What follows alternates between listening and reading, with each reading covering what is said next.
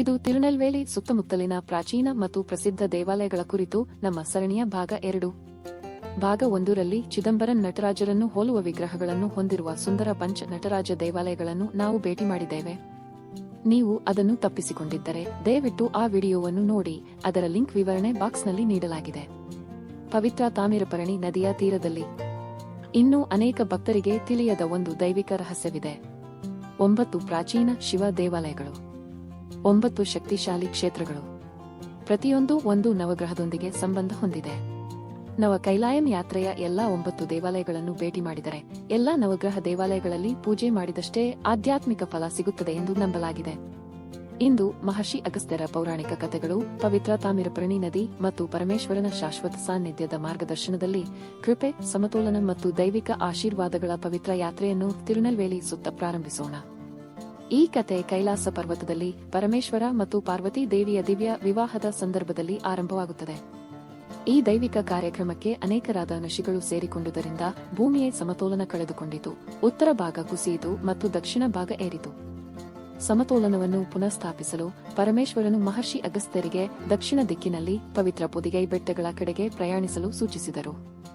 ಇಲ್ಲಿ ಅವರ ಶಿಷ್ಯರಾದ ರೋಮಸ ಮಹರ್ಷಿ, ಉರೋಮಸ ಮಹರ್ಷಿ ಎಂದು ಕರೆಯಲ್ಪಡುವವರು ತಾಮಿರಪರ್ಣಿ ನದಿಯ ತೀರದಲ್ಲಿ ಶಿವಲಿಂಗಗಳನ್ನು ಪ್ರತಿಷ್ಠಾಪಿಸಲು ಇಚ್ಛಿಸಿದರು. ಮಹರ್ಷಿ ಅಗಸ್ತ್ಯರು ಅವರಿಗೆ ಒಂದು ದೈವಿಕ ವಿಧಾನವನ್ನು ತಿಳಿಸಿದರು. ತಾಮಿರಪರ್ಣಿ ನದಿಯಲ್ಲಿ 9 ಕಮಲ ಹೂಗಳನ್ನು ತೇಲಲು ಬಿಡಿ. ಪ್ರತಿಯೊಂದು ಹೂವು ನದಿ ತೀರವನ್ನು ಸ್ಪರ್ಶಿಸುವ ಸ್ಥಳದಲ್ಲಿ ಒಂದು ಶಿವಲಿಂಗವನ್ನು ಪ್ರತಿಷ್ಠಾಪಿಸಿ. ಹೀಗೆ ನವ ಕೈಲಾಯಂ ದೇವಾಲಯಗಳು ಸ್ಥಾಪಿಸಲ್ಪಟ್ಟವು. ನದಿಯ ಹರಿವಿನುದ್ದಕ್ಕೂ ಇರುವ 9 ಪವಿತ್ರ ಕ್ಷೇತ್ರಗಳು ಪ್ರತಿಯೊಂದು ನವಗ್ರಹಗಳಲ್ಲಿ ಒಂದರ ನಿವಾಸವಾಗಿ ಪರಿಣಮಿಸಿತು. ಆದ್ದರಿಂದ ಈ ಯಾತ್ರೆಯನ್ನು ಮಾಡಿ ಎಲ್ಲಾ 9 ದೇವಾಲಯಗಳಲ್ಲಿ ಪೂಜೆ ಮಾಡುವುದರಿಂದ ಎಲ್ಲಾ ನವಗ್ರಹ ದೇವತೆಗಳ ಆಶೀರ್ವಾದ ದೊರೆಯುತ್ತದೆ ಎಂದು ನಂಬಲಾಗಿದೆ. ಇದು ನವ ಕೈಲಾಯಂ ದೇವಾಲಯಗಳ ಪವಿತ್ರ ನವಗ್ರಹ ಸಂಬಂಧ. ಪಾಪನಾಸಂ ಸೂರ್ಯ ಶ್ರೇಯನ್, ಚೇರನ್ಮಹಾದೇವಿ ಚಂದ್ರ ಚಂದ್ರನ್, ಕೊಡಗನಲ್ಲೂರು ಚೆವ್ವೈ ಚೆವ್ವೈ, ಕುನ್ನತ್ತೂರು ರಾಹು ರೇಹ್ಯು, ಮೂರಪ್ಪನಾಡು ಗುರು ಗುರು, ಶ್ರೀವೈಕುಂಠಂ ಶನಿ ಸಾನಿ, ತೇನ್ ತಿರುಪೆರೈ ಬುಧ ಬುಧನ್, ರಾಜಪತಿ ಕೆತು ಖೇಜಿಯುತ್, ಸೇರಂತಮಂಗಲಂ ಶುಕ್ರ ಸಕ್ರನ್. ಈಗ ಈ ದೈವಿಕ ದೇವಾಲಯದಿಂದ ದೇವಾಲಯಕ್ಕೆ ಸಾಗುವ ಯಾತ್ರೆಯನ್ನು ಪ್ರಾರಂಭಿಸೋಣ. ನಮ್ಮ ಮೊದಲ ಸ್ಥಳ ಪಾಪನಾಸಂ, ಸೂರ್ಯ ಕೈಲಾಸ, ಪಾಪಗಳು ನಿವೃತ್ತಿಯಾಗುತ್ತವೆ ಎಂದು ನಂಬಲಾಗುವ ಪವಿತ್ರ ಕ್ಷೇತ್ರ. ಇಲ್ಲಿ ಪರಮೇಶ್ವರನು ಪಾಪನಾಸನಾಥ ರೂಪದಲ್ಲಿ ಮತ್ತು ಪಾರ್ವತಿ ದೇವಿ ಉಲಗಮ್ಮೈ ರೂಪದಲ್ಲಿ ಪೂಜಿಸಲ್ಪಡುತ್ತಾರೆ. ಪುರಾಣದ ಪ್ರಕಾರ ದೇವೇಂದ್ರನು ಬ್ರಹ್ಮಹತ್ಯ ದೋಷವನ್ನು ಹೊಂದಿ ವಿಮುಕ್ತಿಗಾಗಿ ಅಲೆದಾಡುತ್ತಿದ್ದನು. ಗುರು ಭಗವಾನನ ಮಾರ್ಗದರ್ಶನದಲ್ಲಿ ಈ ಪವಿತ್ರ ಸ್ಥಳಕ್ಕೆ ಬಂದನು ಮತ್ತು ಅದರ ಗಡಿಯನ್ನು ಪ್ರವೇಶಿಸಿದ ಕ್ಷಣದಲ್ಲೇ ಅವನ ಪಾಪಗಳು ನಿವೃತ್ತಿಯಾದವು. ಆದ್ದರಿಂದ ಈ ಸ್ಥಳವನ್ನು ಪಾಪನಾಸಂ, ಪಾಪಗಳನ್ನು ನಾಶ ಮಾಡುವ ಸ್ಥಳ ಎಂದು ಕರೆಯಲಾಗುತ್ತದೆ.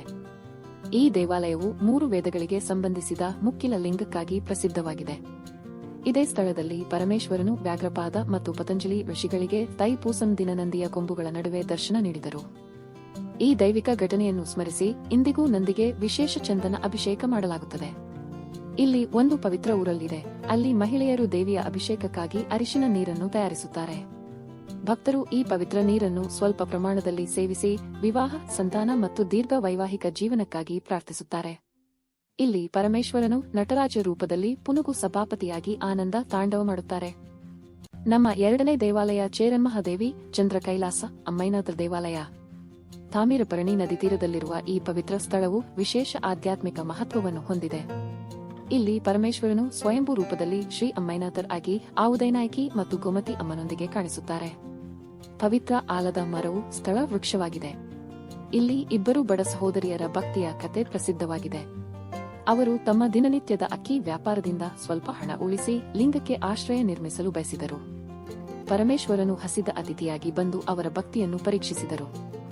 ಕತ್ತಲೆ ಬಂದಾಗ ಅವರು ಸರಳವಾದ ತೆಂಗಿನ ಎಣ್ಣೆ ದೀಪವನ್ನು ಹಚ್ಚಿದರು. ಅವರ ಭಕ್ತಿಯಿಂದ ಸಂತೋಷಗೊಂಡ ಪರಮೇಶ್ವರನು ಅವರಿಗೆ ದೇವಾಲಯ ನಿರ್ಮಿಸಲು ಸಂಪತ್ತನ್ನು ನೀಡಿದರು. ಇಂದಿಗೂ ಭಕ್ತರು ಇಲ್ಲಿ ತೆಂಗಿನ ದೀಪ ಮತ್ತು ಅಕ್ಕಿಯನ್ನು ಸಮರ್ಪಿಸುತ್ತಾರೆ. ನಮ್ಮ 3ನೇ ದೇವಾಲಯ ಕೊಡಗನಲ್ಲೂರು ಚೆವ್ವೈ ಕೈಲಾಸ ಕುಜಗ್ರಹಕ್ಕೆ ಸಂಬಂಧಿಸಿದೆ.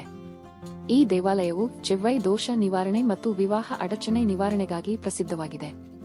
ಕಾರ್ಕೋಡಗನ್ ಎಂಬ ಸರ್ಪರಾಜನು ಇಲ್ಲಿ ತಪಸ್ಸು ಮಾಡಿ ವಿಮುಕ್ತಿ ಪಡೆದನು. ಇಂದಿಗೂ ಇಲ್ಲಿ ಹಾವುಗಳು ಇದ್ದರೂ ಭಕ್ತರಿಗೆ ಹಾನಿ ಮಾಡುವುದಿಲ್ಲ. ಈ ದೇವಾಲಯದ ವಿಶೇಷತೆ ಎಂದರೆ ಪ್ರತಿದಿನ ನಂದಿಗೆ ನಡೆಯುವ ತಿರುಕಲ್ಯಾಣ. ಭಕ್ತರು ಮಂಗಳಸೂತ್ರದ ದಾರವನ್ನು ಸಮರ್ಪಿಸಿ ತಮ್ಮ ಪ್ರಾರ್ಥನೆಗಳು ನೆರವೇರಿದ ನಂತರ ನಂದಿಗೆ ಗಂಟೆ ಕಟ್ಟುತ್ತಾರೆ. 4ನೇ ದೇವಾಲಯ ಕುನ್ನತ್ತೂರು ರಾಹು ಕೈಲಾಸ. ಇಲ್ಲಿ ಪರಮೇಶ್ವರನು ಗೋತಾ ಪರಮೇಶ್ವರರ್ ಆಗಿ ಪೂಜಿಸಲ್ಪಡುತ್ತಾರೆ.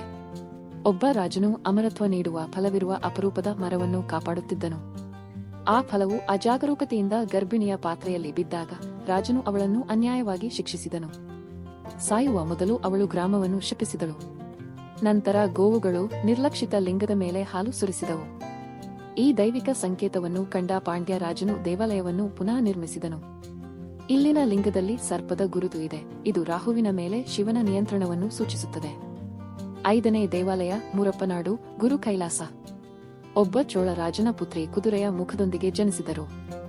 ಶಿವನ ಮಾರ್ಗದರ್ಶನದಲ್ಲಿ ಅವರು ತಾಮಿರಪರಣಿಯಲ್ಲಿ ಸ್ನಾನ ಮಾಡಿದಾಗ ಅವಳಿಗೆ ಮಾನವ ಮುಖ ದೊರೆಯಿತು. ಕುದುರೆಯ ಮುಖವನ್ನು ನಂದಿ ಸ್ವೀಕರಿಸಿದರು. ಕೃತಜ್ಞತೆಯಿಂದ ರಾಜನು ಈ ದೇವಾಲಯವನ್ನು ನಿರ್ಮಿಸಿದರು. 6ನೇ ದೇವಾಲಯ ಶ್ರೀವೈಕುಂಠಂ ಶನಿ ಕೈಲಾಸ ಭೂಲೋಕ ಕೈಲಾಸ ಎಂದು ಕರೆಯಲ್ಪಡುತ್ತದೆ. ಇಲ್ಲಿನ ಲಿಂಗವು ಸ್ವಯಂಭೂ. ದೇವಾಲಯವು ಅದ್ಭುತ ಶಿಲ್ಪಗಳನ್ನು ಹೊಂದಿದೆ. ಇಲ್ಲಿ ನಟರಾಜನು ರತ್ನ ಸಭಾಪತಿ ರೂಪದಲ್ಲಿ ಕಾಣಿಸುತ್ತಾರೆ. ಇದು ಕುಮಾರಕುರುಬರರ ಜನ್ಮಸ್ಥಳವೂ ಆಗಿದೆ. ಅವರು 5 ವರ್ಷ ವಯಸ್ಸಿನವರೆಗೆ ಮೂಕರಾಗಿದ್ದು ಮುರುಗನಿಗೆ ಪ್ರಾರ್ಥಿಸಿದ ನಂತರ ಮಾತು ಪಡೆದರು. 7ನೇ ದೇವಾಲಯ ತೇನ್ ತಿರುಪೆರೈ ಬುಧ ಕೈಲಾಸ.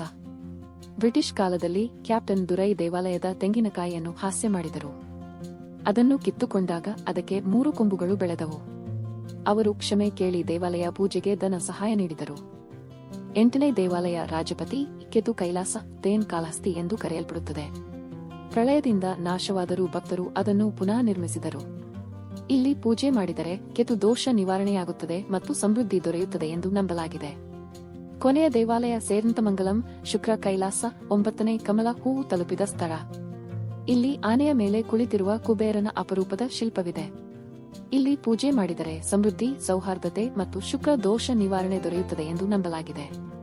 ಈ ಅಂತಿಮ ದರ್ಶನದೊಂದಿಗೆ ನವ ಕೈಲಾಯಂ ಯಾತ್ರೆ ಪೂರ್ಣವಾಗುತ್ತದೆ. ಇದು ಗ್ರಹ ಸಮತೋಲನ ಮತ್ತು ಆಧ್ಯಾತ್ಮಿಕ ಸಮತೋಲನದ ಪವಿತ್ರ ಯಾತ್ರೆ. ಇದು ಕೇವಲ ದೇವಾಲಯ ಭೇಟಿ ಅಲ್ಲ, ಇದು ಆಂತರಿಕ ಪರಿವರ್ತನೆಯ ಯಾತ್ರೆ. ಇಲ್ಲಿ ಶಿವನೇ ನವಗ್ರಹಗಳಿಗೆ ಮಾರ್ಗದರ್ಶನ ನೀಡುತ್ತಾರೆ. ನೀವು ತಿರುನೆಲ್ವೇಲಿ ಯಾತ್ರೆಯನ್ನು ಯೋಜಿಸುತ್ತಿದ್ದರೆ ನಿಮ್ಮ ಮಾರ್ಗವನ್ನು ಎಚ್ಚರಿಕೆಯಿಂದ ಯೋಜಿಸಿ, ಪ್ರತಿಯೊಂದು ದೇವಾಲಯವನ್ನು ಭಕ್ತಿಯಿಂದ ಭೇಟಿ ಮಾಡಿ ಮತ್ತು ಅವರ ವಿಶಿಷ್ಟ ಕೃಪೆಯನ್ನು ಅನುಭವಿಸಿ. ಈ ವಿಡಿಯೋ ನಿಮಗೆ ಉಪಯುಕ್ತವಾಗಿದ್ದರೆ ದಯವಿಟ್ಟು ಲೈಕ್ ಮಾಡಿ, ಶೇರ್ ಮಾಡಿ ಮತ್ತು ಸಬ್ಸ್ಕ್ರೈಬ್ ಮಾಡಿ. ಪರಮೇಶ್ವರ ಮತ್ತು ಆದಿ ಶಕ್ತಿ ನಿಮ್ಮ ಯಾತ್ರೆಗೆ ಆಶೀರ್ವಾದ ಮಾಡಲಿ. ಓಂ ನಮಃ ಶಿವಾಯ.